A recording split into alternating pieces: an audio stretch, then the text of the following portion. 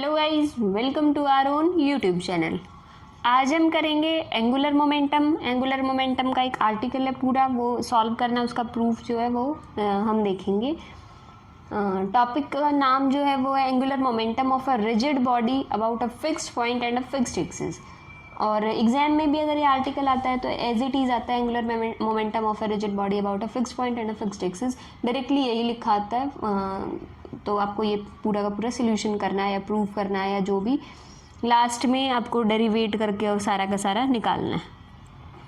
ठीक है, इसका बेसिक मैंने आपको लास्ट वीडियो में जब परपेंडिकुलर एक्सिस थ्योरम कराई, पार्ट नंबर 3 कराया, तब आपको बता दिया था कि इसमें जो जो चीज़ें यूज़ होनी है वो मैंने आपको एक साथ बता दी थी सारी की सारी, और वो अब रिपीट नहीं करेंगे कि इसमें V क्या है, W क्या है, H क्या है, ट्रिपल क्रॉस प्रोडक्ट क्या होता है, तो वो फार्मूला या एंगुलर मोमेंटम या simple momentum, velocity, angular velocity, ठीक है, थीटा, ये सब मैंने आपको बता दिया था। चलते हैं ऊपर, सारा का सारा हमें वही, आप जैसे आप लिखते आए हो किसी भी आर्टिकल में, किसी भी प्रूफ से पहले आप यही लिखते हो कि consider a rigid body rotate about an axis.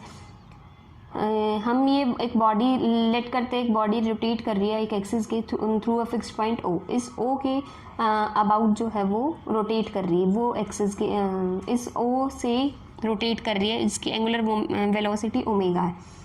देखो पहले वो थीटा, देन डेल थीटा, इस तरह वो रोटेट कर रही है। ये R वेक्टर है, ये पार्टिकल है, तो वो पार्टिकल इस तरह करके रोटेट कर रहा है। तो वेलोसिटी क्या है, इसकी वेलोसिटी होगी ओमेगा इंटू ये R वेक्टर। ओमेगा ये मैंने आपको कल बता दिया था लास्ट टाइम की वेलोसिटी का फॉर्मूला वगैरह, तो आपको मैंने सारा क्लियर कर दिया था। तो यहाँ तक समझ आया। उसके बाद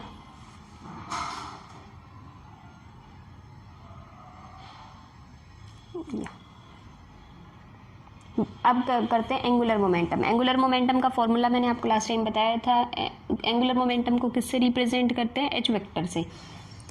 H vector is equals to summation R cross MV। MV जो है हम नॉर्मल मोमेंटम के लिए बोलते थे, हमेशा पढ़ते थे पहले, अगर हम आपने फिजिक्स में देखा होगा तो मोमेंटम का फॉर्मूला होता था मास इनटू वेलोसिटी। तो H वेक्टर क्या होगा? Summation R cross MV। अब M बाहर लिया और क्या बच गया? R cross V। R cross V है तो R क्रॉस V की जगह वैल्यू पुट करो। V को हम क्या लिख सकते हैं? ओमेगा इंटू R, इसकी जगह ओमेगा इंटू R। अब देखो ट्रिपल क्रॉस प्रोडक्ट बन रही है, A cross B cross C, formula लगा दो। ये मैंने आपको बता दिया था कैसे अप्लाई करते फॉर्मूला, ये भी पार्ट थर्ड में मैंने इसका एंड में सारा बेसिक बताया था जब मैंने आपको परपेंडिकुलर एक्सिस थ्योरम कराई। तो उसके बाद मैंने इस वाले आर्टिकल का शुरू नहीं किया था, लेकिन आपको बेसिक सारा बता दिया था जो जो इसमें चाहिए। तो वही A dot C into B minus A dot B into C, वो फॉर्मूला लगाया, M को अंदर लेके गई, ये बन गया R square, R dot R है तो R स्क्वायर ओमेगा, ये क्या बचेगा? Summation M R dot omega into R। ये क्या है? ये वेक्टर एंगुलर मोमेंटम है किसी भी रिजिड बॉडी का अबाउट अ फिक्स्ड एक्सिस और अ फिक्स्ड पॉइंट O। ठीक है, अब हम लेके चलते हैं I J K, I cap, J cap, K cap, ये यूनिट वेक्टर हैं। कौन से? किसके? एक्स वाई जेड के कोऑर्डिनेट एक्सिस के अलोंग, या कोऑर्डिनेट एक्सिस जो है x axis, y axis, z axis, उसके अलोंग जो यूनिट वेक्टर है उनको हमने आई कैप, जे कैप और के कैप से रिप्रेजेंट कर रखा है। तो पोजीशन वेक्टर क्या होगा? R vector is equals to x i cap plus y j cap plus z k cap. इसी तरह ओमेगा जो है तीन कौन से कॉम्पोनेंट से मिलकर बना हुआ है? वो कॉम्पोनेंट है omega 1 i cap plus omega 2 j cap plus omega 3 k cap. H को क्या है? H वेक्टर क्या है? H1 क्योंकि कंपोनेंट तो कुछ ना कुछ होंगे, एक्स एक्सिस में भी कुछ वैल्यू होगी, वाई एक्सिस पे भी होगी और जेड एक्सिस पे भी जेड कोऑर्डिनेट होंगे उसके। तो ये सारे के सारे हमें क्या है? H को हम लिखेंगे H1 कैप आई कैप प्लस H2 जे कैप प्लस H3 के कैप। R को हम क्या लिखेंगे? X1 x i cap plus y j cap plus z k cap. Omega को लिखेंगे omega 1 i cap plus omega 2 j cap plus omega 3 k cap. सबकी values उठाओ और पुट कर दो। ठीक है, वैल्यू पुट की, H की जगह ये वाली, H की जगह आपने ये वाली वैल्यू पुट की। R स्क्वायर R क्या है? X i cap plus Y z के, इसी की डॉट प्रोडक्ट करोगे इसी के साथ, या फिर इसका स्क्वायर करोगे तो क्या बनेगा? X square plus y square plus z square. ठीक है, उसके बाद क्या किया? ओमेगा की वैल्यू पुट की, omega 1 i cap plus omega 2 j cap plus omega 3 k cap. यहाँ इन दोनों की मल्टीप्लाई करो आर की, और डॉट प्रोडक्ट जब भी करते हो तो आई वाला कंपोनेंट आई से मल्टीप्लाई होता है और जे वाला जे से, के वाला के से। क्रॉस करते हो तो वो डिटर्मिनेंट फॉर्म में सॉल्व होता है, ठीक है। क्रॉस प्रोडक्ट, डॉट प्रोडक्ट में डायरेक्ट आई की आई से, तो आर डॉट ओमेगा करो, आर डॉट ओमेगा, तो आर का कंपोनेंट ओमेगा के कंपोनेंट से, आई वाला आई से करो तो क्या बनेगा, x omega 1 plus y omega 2 plus z omega 3, ठीक है। इसी तरह फिर आर कैप की वैल्यू, सॉरी आर वेक्टर की वैल्यू। अब आई कैप के कंपोनेंट को कंपेयर करते हैं। इधर से तो आई कैप का कंपोनेंट क्या है, H1। इधर से देखो जब ये अंदर मल्टीप्लाई होगा तो ये सारे तो जे कैप और के कैप के बनेंगे, तो यहाँ से क्या बनेगा, summation m r square omega 1, ये होगा आई कैप का कंपोनेंट।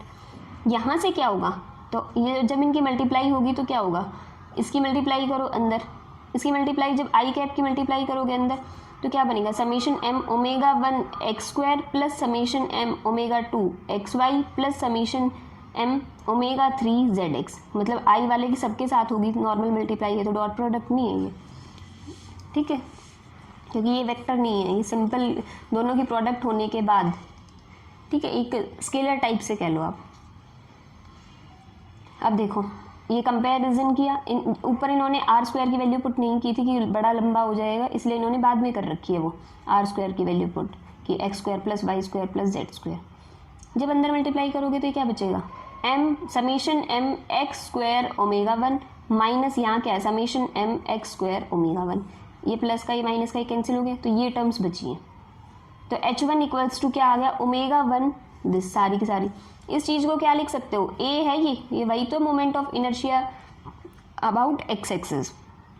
ये क्या है, ये एफ है, ये क्या है, ये ई है, ठीक है। तो सिर्फ जो जो आपको नोटेशन बताई थी फर्स्ट पार्ट में वो वैल्यू पुट कर रखी है कि इसकी वैल्यू ए होती है, इसकी वैल्यू एफ होती है, इसकी वैल्यू ई होती है। तो H1 की वैल्यू आ गई। सिमिलरली आप H2 और H3 की वैल्यू भी निकाल सकते हो। H2 और H3 की अगर आपके पास टाइम है तो आप निकाल के दिखा दीजिए कि भाई आप प्रॉपरली निकाल सकते हैं। तो इनको क्या कर, H2 और H3 की क्या करोगे, जे के कंपोनेंट को कंपेयर कर लो जैसे आई के करें, और जब के कंपोनेंट को कंपेयर करोगे तो H3 की वैल्यू निकल जाएगी। और अगर आपके पास टाइम नहीं है तो आप इसे लर्न कर लीजिए एज इट इज़ सिमिलरली में करके और लिख दीजिए H2 की वैल्यू ये होगी और H3 की वैल्यू ये होगी, ठीक है। उसके बाद क्या करना है, एंगुलर मोमेंटम जो है वो rigid body about x axis y axis and z axis are respectively given as H1 H2 और H3, तीनों की वैल्यू आ गई। इसको मैट्रिक्स फॉर्म में लिख लो। एक मैट्रिक्स तो इनसे बना लो, जो ओमेगा वाले हैं उनको यहाँ लिख लो, ओमेगा 1 ओमेगा 2 ओमेगा 3, और इधर H1 H2 H3। जब मल्टीप्लाई करोगे यही टर्म्स तो बनेंगी, H1 इसके इक्वल आएगा, H2 इस वाले के, H3 इस वाले, ठीक है। Minus f b minus d, इस तरह करते करते तो एक मैट्रिक्स की फॉर्म में कर रखा है आगे हमने, ठीक है। कंफ्यूज मत होना कि ये कहाँ से आया, तो मैंने इसलिए बता दिया, बार बार पेज टर्न नहीं करना पड़ेगा आप लोगों को। तो ये मैट्रिक्स फॉर्म है इसकी। ये जो मैट्रिक्स बनती है ये इसमें आ गया H इज इक्वल्स टू, इस मैट्रिक्स का नाम हमने पूरे का मैट्रिक्स का नाम J लिख लिया है, J इंटू ओमेगा वैक्टर, क्योंकि ओमेगा 1 2 3 ओमेगा वैक्टर ही तो है, ये सिर्फ मैट्रिक्स फॉर्म में लिखा हुआ है, पूरा वेक्टर फॉर्म में कंपोनेंट फॉर्म में लिखे तो यही लिख देते थे, ठीक है। तो ये जो J होती है ये मैट्रिक्स, इस मैट्रिक्स का अपना एक नाम होता है इनर्शिया मैट्रिक्स, ठीक है। H vector is equals to J into omega vector आया, तो ये जो J मैट्रिक्स है इस मैट्रिक्स का नाम होता है इनर्शिया मैट्रिक्स किसी भी रिजिड बॉडी की। And this is the operator which changes angular velocity into angular momentum. ये कोई अगर तुमसे पूछे कि एक ऐसा ऑपरेटर बताओ या कोई एक ऐसा ऑपरेशन मतलब जिस पे ऑपरेट कर, एक ऐसा ऑपरेटर बताओ कि जो जिसे हम ऑपरेट करें तो वो एंगुलर वेलोसिटी को एंगुलर मोमेंटम में बदल सके, तो वो होता है, वो ऑपरेटर कौन है, वो होता है इनर्शिया मैट्रिक्स, ठीक है। वन वर्ड क्वेश्चन है। तो इनर्शिया मैट्रिक्स ही वो ऑपरेटर है जो एंगुलर वेलोसिटी को एंगुलर मोमेंटम में कन्वर्ट करते हैं, ठीक है। फिर थोड़ा सा थियोरेटिकल लिखा हुआ है जो आपको लिखना होता है, एक मतलब अगर आप थियोरेटिकल पेपर थ्योरी का पेपर दे रहे हो तो आपको ये नहीं है कि आपको समझ कितना आ रहा है, आपको जो समझ आ रहा है उसको आपको लिखना भी होता है, प्रेजेंट करने के वो मार्क्स मिलते हैं आपको। ये नहीं है कि आपको समझ आ गया और आप लिख नहीं पा रहे हो, तो वो मार्क्स कैसे देगा टीचर आपको। तो आपको ये भी पूरी थ्योरी थोड़ी सी लिखनी आनी चाहिए, पूरा एज इट इज़ नहीं कह रही मैं लिखो, बस थोड़ा वो जितना समझ आए वो लिखना है। This shows that angular momentum vector of a rotating body doesn't coincide with its angular velocity. mi is always positive, abc is non zero, यही बता रखा है, ये इससे coincide नहीं करेगी क्योंकि इसमें j मैट्रिक्स भी आ रही है।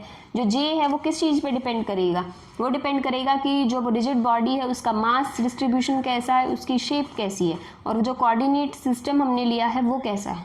ठीक है, जब अगर कोई बॉडी फिक्स कोऑर्डिनेट सिस्टम है, जब एक बॉडी जो है फिक्स कोऑर्डिनेट सिस्टम में वर्क कर रही है, तो उसका जो एंगुलर मोशन है, या फिर हम मतलब ये थोड़ा सा प्रैक्टिकल हो जाएगा या आपको डीप में जाना पड़ेगा, एक तरह से ये कह सकते हो, तो इसको बस छोड़ ही दो इतना। ठीक है, कि आगे जाके ये बता रखा कि एंगुलर मोशन है तो स्टडी करते हो, तो वो जो एलिमेंट्स हैं इस इनर्शिया मैट्रिक्स के, वो टाइम के फंक्शन होगा। जो इनर्शिया मैट्रिक्स है वो फंक्शन ऑफ टाइम है, वो आगे प्रैक्टिकल के लिए है या डीप स्टडी के लिए। तो इसके लिए बस आपको इतना ही करना है। उसके बाद एक आता है प्रिंसिपल एक्सिस। अभी तक हम क्या कर रहे थे, नॉर्मल एक्सिस में एक्स वाई जेड एक्सिस में काम कर रहे थे हम अपना। अब आता है प्रिंसिपल एक्सिस। प्रिंसिपल एक्सिस हमारे नॉर्मल एक्सिस से अलग होते हैं। क्या होता है प्रिंसिपल एक्सिस? अगर कोई रोटेट कर रहा है, कोई एंगुलर वेलोसिटी है ओमेगा, एक मिनट, अगर किसी का एक्सिस ऑफ रोटेशन और जो एक्सिस ऑफ रोटेशन है एंगुलर वेलोसिटी का, एंगुलर वेलोसिटी का जो एक्सिस ऑफ रोटेशन है, अगर वो पैरेलल है एंगुलर मोमेंटम के, अगर एंगुलर मोमेंटम वेलोसिटी, अगर एंगुलर वेलोसिटी का जो एक्सिस ऑफ रोटेशन है वो पैरेलल है, अगर उसकी डायरेक्शन जो है, ये दोनों जो है वो पैरेलल हैं, वेट अ मिनट, कंफ्यूज मत होना, एक बार दोबारा सुन। अगर जो एक्सिस ऑफ रोटेशन है एंगुलर वेलोसिटी का, एंगुलर वेलोसिटी होती है ओमेगा, वो जो है पैरेलल है इसकी डायरेक्शन के, एच वेक्टर की डायरेक्शन के, किसी भी मतलब अबाउट ओ कह लो या किसी भी पॉइंट या एक्सिस ऑफ रोटेशन के, तो हम ये कहेंगे कि वो जो वो पॉइंट है, उस पॉइंट के लिए वो क्या कहलाता है, वो जो एक्सिस होगा वो रोटेशन का, वो कहलाता है प्रिंसिपल एक्सिस। आप जब आगे समझेंगे तब आपको समझ आएगा कि मान लो ये नॉर्मल है और ये रोटेट होने के बाद है, तो ये वाले जो होंगे, ये तीनों कोऑर्डिनेट क्या कहलाएंगे, ये तीनों एक्सिस, ये होती है प्रिंसिपल एक्सिस। ठीक है, अगर एक्स एक्सिस कुछ एंगल से रोटेट कर रही है तो वाई भी उतने से ही करेगी और जेड भी उतने से ही करेगी। जैसे एक्स वाई जेड एक्सिस आपस में क्या होते हैं, ऑर्थोगोनल होते हैं, म्यूचुअली परपेंडिकुलर होते हैं, प्रिंसिपल एक्सिस भी होते हैं, और इसका प्रूफ भी होगा और आता भी है प्रूफ कि आपको ये शो करना पड़ता है कि प्रिंसिपल एक्सिस की जो तीनों एक्सिस हैं वो एक दूसरे पर म्यूचुअली परपेंडिकुलर होते हैं, यह शो करेंगे। ये नेक्स्ट वीडियो में भी इसी पे हो जाएगी। नेक्स्ट हम यही प्रूव कर लेंगे कि तीनों के तीनों एक्सिस जो हैं वो इन जनरल तीनों म्यूचुअली परपेंडिकुलर होते हैं। प्रिंसिपल एक्सिस किसी भी अगर पॉइंट पे हम चेक करते हैं एक बॉडी के लिए, तो वो तीनों आपस में परपेंडिकुलर होते हैं। ठीक है, आज के लिए इतना ही रखते हैं। So thank you guys for watching my video. If you like it, please like, share and subscribe my channel. If you have any doubt, any query, you can message me on Instagram or ask your question in the comment section also. I will share my Instagram ID or my UPI ID in the description box. So thank you guys.